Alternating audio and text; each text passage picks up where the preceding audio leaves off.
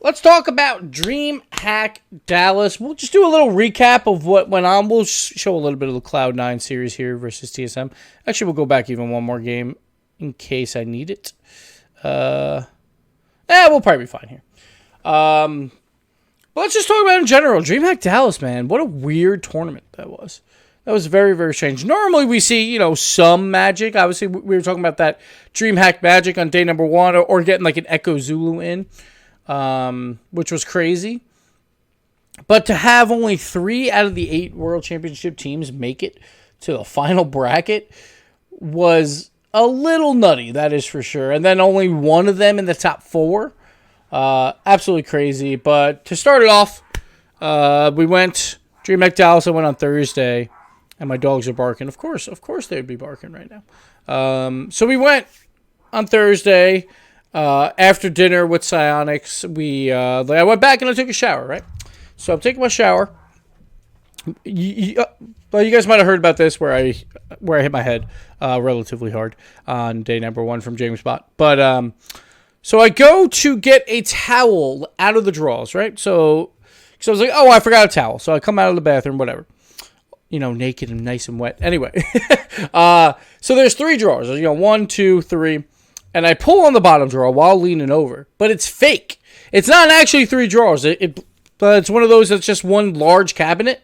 So the entire thing opens as I pull the bottom. And the top corner, bam, right in the forehead. And I start bleeding like crazy. I'm like, what the hell is going on? This is not what I need right before a show day. So I'm bleeding like crazy. Because, head wounds always bleed a ton. So luckily the bleeding stopped at least. But that was not fun. I had a decent bruise, but makeup covers all that up, so it worked out. And I was like, what? Like, seriously? I was like, it's Thursday night. I'm about to do 3 really long days, and I got to worry about this now. I was like, ugh, it's terrible. Anyway, so going to Friday. I didn't get to see many of the players throughout the weekend. Friday was a normal day, right? Mouse Sports Peak Vitality. Besides that, there wasn't anything like absolutely astronomical. Actually, I think really that was like the only major upset, maybe Space Station as well, like losing to Method. But after how they lost to TSM, I wasn't too surprised. But that's the other minor upset. But literally, that's it. Everything else was like chalk across the board. So nothing too crazy on day number 1. But as we enter day number 2, like Space Station also, that series versus TSM, they had a chance, man. They were battling back. And I thought they might have been able to pull it off until, that Sathu play happened. And then, like a young team that's only been to a couple lands, when you lose like that, it's going to be really hard to bounce back. But kudos to Method, who came out all the way, like a rival series European team came out. What a pass by Squishy. Jesus. Oh, God, Squishy. It wasn't on purpose. He was just called off, but it looks really, really pretty. That's for sure. Well done there.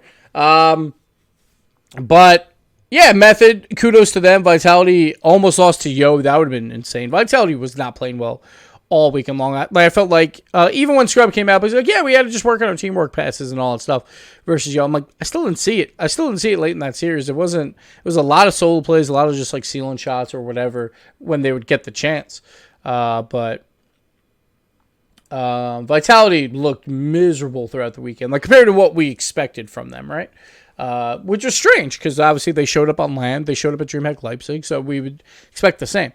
But anyway, moving forward to day number 2. Day number 2 was the crazy day. Like Barcelona came through and they went 12-0. They beat the Peeps. We didn't really see much of that. We saw a little bit of Barcelona, but not anything crazy. Nice easy 3-0 over them. And then G2... Actually, oh wait, I'm sorry. Barcelona was 3-0 over Peeps on day number 1. My apologies. Day number 2. Sorry. Let's go back. Let's go back a little bit here. So the Dignitas Mouse series, that series was really close once again. Mouse has been showing up with speed. Like obviously, like the one thing is, so the one question I asked a lot was, what is left for Mouse Sports in 2019? And I really meant, like, hey man, feel free to like hype up your team and say like the critics suck and we're a better team. But the way he answered it was kind of strange. It's like, I don't know what this roster holds for the rest of 2019. Like obviously a lot was saying like, his favorite player to play with right now is Speed. But unlikely that would happen where Speed would go down to a rival series team. Who knows? Maybe if Mouse is offering a decent amount of money, but I doubt it. I don't think you would go down there even if that is the case. We'll see what happens with Mouse. Like, the one thing you have to worry about, right, is like, don't be clouded in just one tournament to determine who's on that roster, right? Where T-Gray looked really good this weekend, but hasn't looked that good for the rest of the season. Alex, I think, probably overall was probably the best player on Mouse in just consistency. But I think towards the end of the season, he wasn't as good. Like, his positional play was kind of meh. And a lot will be on that team, right? Unless he gets picked up by someone else. Like, if, say, Cookser leaves the Bricks, I could see a lot with Speed moving up just because they work so well together here. But that's one thing you always have to be worried about is, like, don't cloud your judgment based on one tournament. And I get it. It's a LAN. It's more important. But you just have to be careful, right? You just have to be careful. But Dignitas took out Mouse in a close series. Dignitas moves on, and it's like Dignitas got a relatively easy side of the bracket, as Turbo said, but they still showed up, right? They showed up, they beat who they needed to beat, and most of the other teams didn't. And we started to see going into day number 3, like, all right, the teams that have a lot of LAN experience, or at least have LAN experience, have a chance at all of these LANs. We really started to see that, like, LAN play might be more important than online play, if that makes sense. Like, not necessarily, like, we've seen that before, but now we've seen it in a more drastic sense where even, like, the super good LAN teams, we didn't see them perform online, but they still showed up at LAN. And look at this crowd, man. This crowd was nuts. The crowd was nuts all weekend long, which is probably the coolest thing. On Friday, the crowd was pretty full. Saturday and Sunday was definitely full, and it was really cool to see so many people come out to watch this event. It was really, really neat. But yeah, it was weird. We'll just move forward to day number 3. Won't get too much into this. EG over G2 was a huge surprise. That is for sure. Because the one time we saw EG before that, they didn't look all that great. They lost to Mouse as well to begin day 2. But when they had chances, they made the most of them, which is, all you can hope for EG. G2 obviously didn't do too well. But again, not a lot of people did, right? So it's a little strange. PSG was a surprise to go 0-6 on day 2 with a perfect sweep with Complexity, where Complexity just completely destroyed them. What were the scores? 3-0, 1-0, and 2-0 for Complexity there. And then PSG later, they lost to Icon, which was very surprising. Because Icon, they've won major international win versus Spliced. But you would think PSG would bounce back and do well there, but they did not. And Vitality took down Renegades pretty handily, too. Like, Vitality mopped the floor with Renegades. Now, I don't know if this was on the B stream or not. I didn't get to check a lot of it. But 4-0, 3-2 in overtime, 6-0. So, like, I'm a little worried about the Renegades going into international competition because let's see what their results have been. Not fantastic. Let me find where they were. They did at least go 3-2 with TSM, but we didn't see all those games. But I do worry with teams like Vitality putting up that many goals. It could be worrying. And on day number 1, I wasn't really thrilled with how Renegades played when they played Dignitas. I just felt like they were just like way too passive and just go back to the goal line. The one bonus for Renegades is obviously they are a great scrim team and they improve drastically. So we'll see going forward if they can improve drastically before Worlds. They normally do. But again, that was when they had Drippe as well, who was like the ultimate land boy, right? So we'll see. But yeah, like when they played Dignitas, it was 11 goals to 2 for Dignitas. So it wasn't pretty. And Renegades made day 2 because they played Splice, right? They played Splice with Jimmer. So, they didn't really have too many great results here. So they have to fix some things there, that is for sure. But moving back on to day number 2. What else did we see that was crazy? Obviously, Mouse Sports, EG, we talked about a little bit. Mouse Sports over Rogue was a slight surprise too. Rogue was hit or miss throughout the weekend. Like, I think they played decent. Like, obviously, they went to 5 with G2, which is a good sign. And when they have space, they can make things happen. The problem is, I feel like when it is that, like, 50-50, just like ping pong and stuff like that. They don't really get anything going. When they played the Peeps, actually, it was an incredibly close series. They won 3 overtimes. So they won 3-1. 3 of those were overtimes. Peeps were the only one to win in regulation. So Rogue barely taking down the Peeps. Like, Rogue, they said they were happy with their result, but personally, like, if I was Rogue, I wouldn't be too thrilled with the way of, like, hey, we got Mouse Sports towards the end.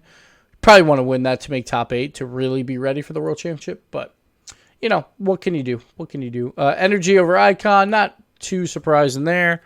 Probably more surprising was Energy TSM. I thought that series, a lot of casters were like, like, I didn't think anyone played all that well. Like, I actually really liked that series because I thought it was like both teams playing tactically, playing slow, trying to figure out when is the right move to do plays.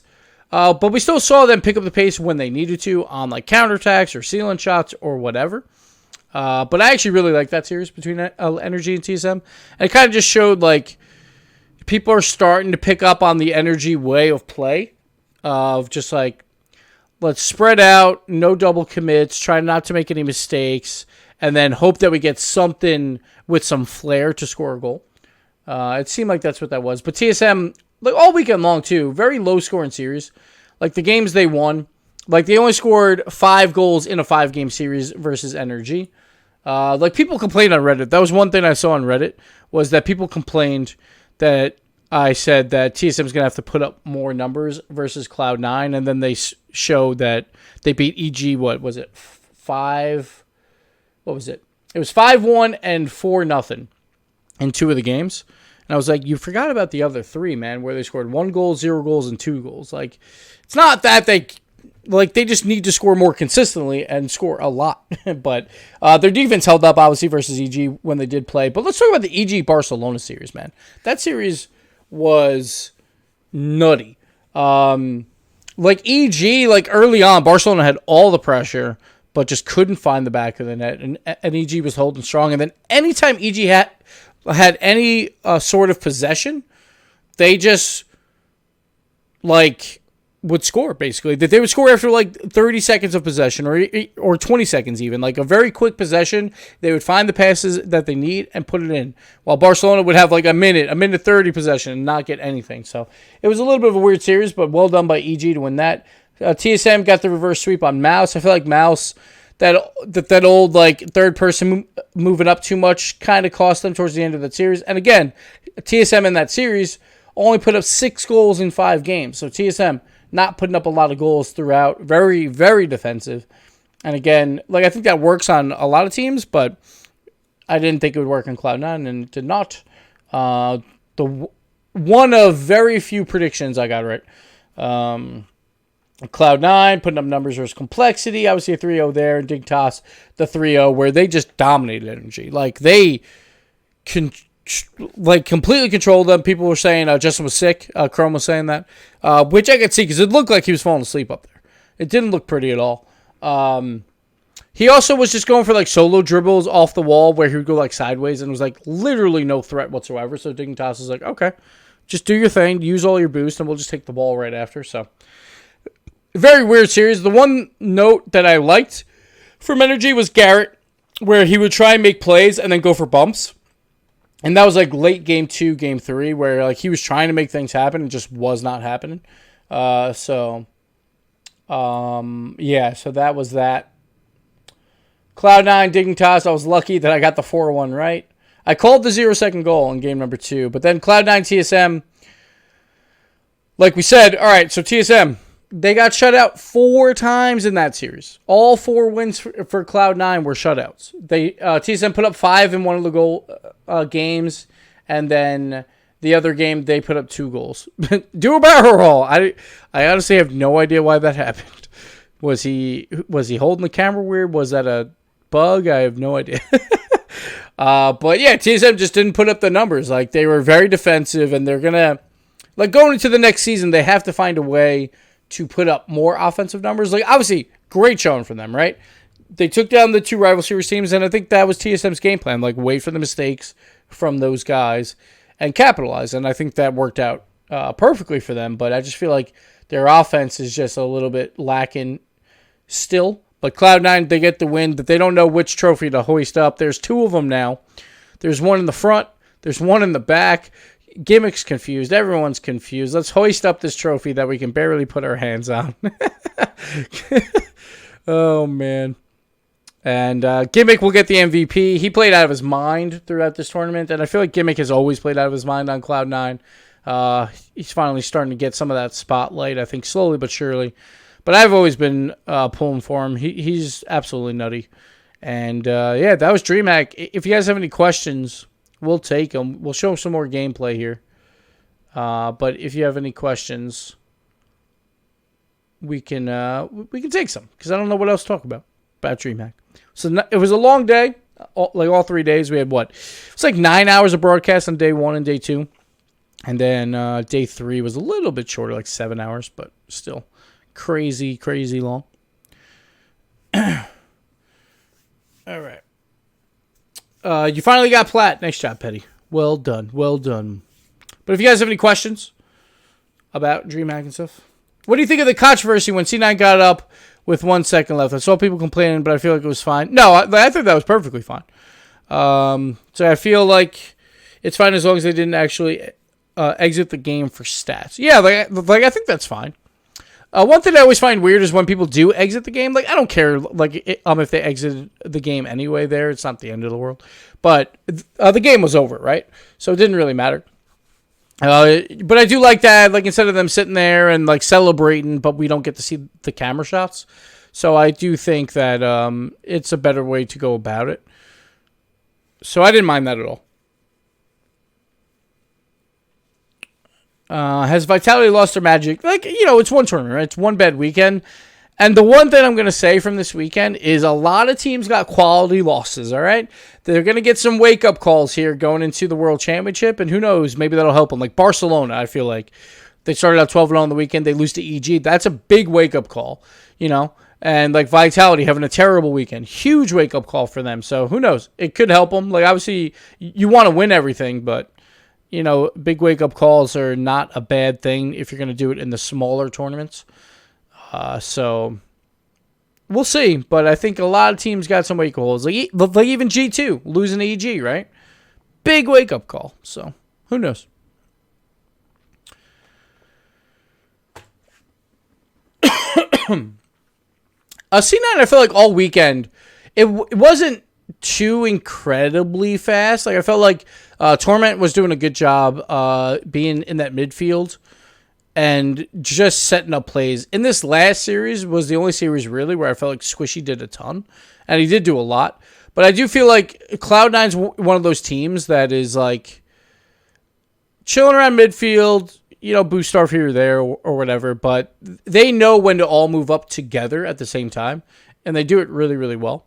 But for the most part, the tournament was a great facilitator, and Gimmick was just putting home everything. Like, Gimmick's always incredibly solid. Here's the dunk. No, this isn't the dunk. It's coming up soon.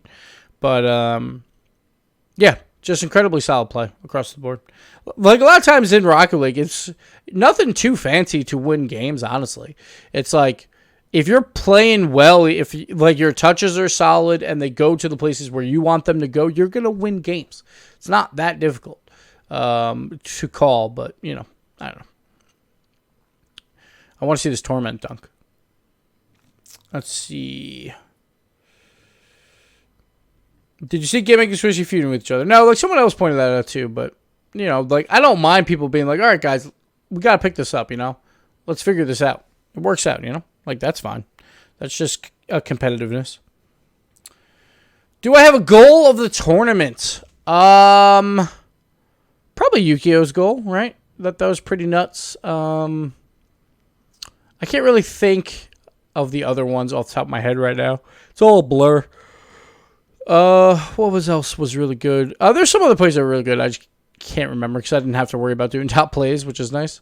We had a lot of good Cloud9 plays. Here we go. The dunk. This goal was really, really nice. Bam. The dunk got him. Well done. Rizzo slamming it into Chicago, and it redirected to the goal. Wasn't that JNAP's 2 Rizzo? I think it was JNAP's 2 Rizzo, unless we're thinking of a different All right. Any other questions we got before we finish this up? I think if Dig win that second game, the series wouldn't have gone like that. It's very possible. 0-second goals and like winning those games is always so huge, right? Just some great momentum there. Who knows if Cloud9 could have battled back? You never know. But shout out to Dignitas for winning Game 3 at least right after that. That's huge to just bounce back because that's very hard to do when you lose a bad game. Like look at Space Station, They had a bad loss and then they lose to Method, a team they normally probably wouldn't lose to. So yeah. What do I think of the G2 roster? So again, like I liked what I saw from this weekend. They are adapting and they're trying to figure out how to play in that new style. Because I do think that's not going to work versus Europe, like playing, the 1 man back and 2 men up. So I do like what they were doing, but you're going to have, some games where you lose, where you're still trying to figure it out, right? So, like I think G2 overall played pretty well. The last series versus EG, I did feel like they were all relatively flat and they weren't playing that well. The one series I liked, I think it was Rogue, was when like they know how to control possession so well, and then boost Starve while controlling possession to like begin a play to score a goal. And they did it a lot versus Rogue. I think 2 or 3 times where it's like, oh, you can clearly see that G2's about to score because of their possession, because of their boost control. So they're doing that really well. They just have to, watch out for those wide open nets and also like work on those defensive challenges when they can. Do Energy have to make a roster move soon? Too many times they fall short. I don't know. Like, I think if they just get frustrated, they'll make a move. Like, I don't think they necessarily need one. Because it's like, it's not always about winning everything. But if they place well, I think it would be fine. Like, if the World Championship, that they place top 4. I think that's still fine. It's not the end of the world.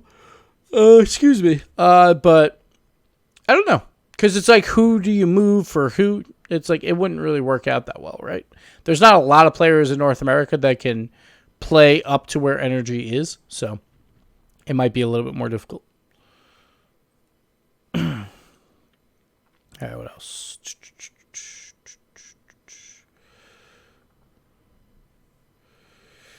The energy that we saw this weekend, at least, when they lost that last series, this like they weren't playing like energy. Like I see Justin doing a lot of solo stuff, but just none of it was threatening. They have to you can't just take the ball and do solo things at any point because a lot of it won't be threatening. You have to wait for the right time where you have position up the field with everyone or you're controlling the boost or whatever. While they're on rotation back. I did feel like Justin was a little bit of a selfish play, but also I felt like Fireburner wasn't moving up enough with Garrett to form anything else. Like I felt like we saw like almost no passing from Energy, but the one plus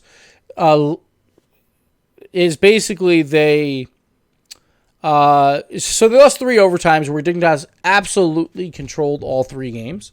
Which is a good thing, right? They kept it close even when Dignitas was controlling everything on the field. So that's a good sign, at least, that, if you keep it close when you're playing at your worst versus a very good team in Dignitas, then that's not a bad sign. But obviously, you want to clean it up and get ready for the World Championship. Like, obviously, World Championship is going to be crazy, too. Like, there's no room for mistakes, right? Like, one loss in group stage could knock you out. It likely won't, but it could knock you out. So, you have to be on your game, and then of course day 3 will be just a bracket, just like DreamHack. So you got to win all those series as well. So it's gonna be interesting to see. But again, 3 out of 8 World Championship teams made it to top 8. Only 1 in top 4, and obviously Cloud9 won it, so that helps for at least. So at least someone won it, right? That is going to the World Championships, which is nice, I guess. But it's gonna be fun to see what exactly unfolds. We didn't get to see the other OCE team, who is now Ground Zero Gaming, and we didn't get to see the SAM teams. We didn't get to see Triple Trouble. So who knows? We'll see what those guys bring to the table. It's going to be a lot of fun. But for this DreamHack recap, I think we're basically done. Do you think Crow is still good enough to be on a top team, like very top? I think sure. Like it just depends on Like, I don't know. Like, I feel like being on a very top team, it comes down to chemistry first. And Crow always has a hard time, like, forming that chemistry at first with his teams. So, like, I don't think he would be on, like, a big three team again. But I think he could threaten the big three, depending on what rosters he has. But I just don't know if he would join one of these guys, just because chemistry issues. LeJust was also not feeling well. Yes, it's possible that played into it. For sure. For sure. It's never fun. Who's my favorite now going into the World Championships? That's tough. I feel like it's like a three-headed race, right? Where it's like, you got to put Cloud9 up there with Vitality and Energy now. PSG was very disappointing to see. I think Barcelona is still up there. I think by the way that Vitality played, I think you have to give the favorite to either Cloud9 or Energy. The only downside for Cloud9 is they generally lose to Energy lately, but almost all of that's online. So it'd be close. I think it's like a coin flip between those two. The Energy is going to have that hometown crowd. That's going to help them a lot with Justin and Fireburner being from the area. So we'll see if that helps them at all. But I'd put Cloud9 and Energy probably as the top two. I'm not sure which one would be first. Probably Cloud9, I guess, because they did just win a LAN. And then Energy, then Vitality is probably would be my order. But anything can happen, right? It's, who knows? Who knows? Do you feel deprived since, I assume you're saying Turbo wasn't at the desk to give you a hug? Now it's all good. I could have got a hug from Torment if I wanted, I saw it in his eyes, but it's all right. Got to save those hugs, But, like, I was really happy for those boys. I thought it was hilarious how much hardware they had. Like, we gave them a belt buckle for MVP, but we didn't realize there was also an MVP trophy. And then they also got the tire. They got the other trophy. I was like, I don't know what they're going to do with all this crap. But do you think Von Penn is underperforming lately? Like, I feel like Atlanti played well. Sure, online, like, him and Turbo both did not play that well. But I thought Von Penn played pretty well throughout the LAN. Let's see. If Justin was not feeling well, why do you or not trust their sub? But you're not going to play your sub anyway, even if someone's not feeling well, because you hope that they would still be able to, work it out. Plus, like, the chemistry is not there with the sub, and like some people can play decently while they're sick, and also, like, it's very possible that he could have as well. So one thing I noticed is there's a green line on the end of this webcam. It's weird. It's not on this side. But yeah, I don't know. I wouldn't play a sub there. You got to just take the risk, no matter what. Isn't Chrome sub? Sure, I guess. Like, he's the coach. But I still, like, you don't know that's the case going into, like, exactly how well he'll play. Like, I guess you might be able to tell from scrims or something, but it's a very, very risky move. Like, if they bring in Chrome and they lose that series, everyone would be calling for the heads. Like, what the hell are you thinking? So, I just don't see that happening. Anyway, I think that's going to do it for this video for the DreamHack Dallas recap. It was a fun weekend. Had a lot of fun with Dread. Had a lot of fun with Turtle. Like, I was really impressed by Turtle. He was doing, he did really, really well on the desk. Like, I couldn't talk day 1 and day 2. It was really bad. But day 3, I thought I did better. But yeah, it was a good time all around. And, next up, World Championship in Jersey, baby. So that's going to be a lot of fun to watch. So make sure you come out for that. But that'll do it. Catch you guys later on the YouTubes. Goodbye.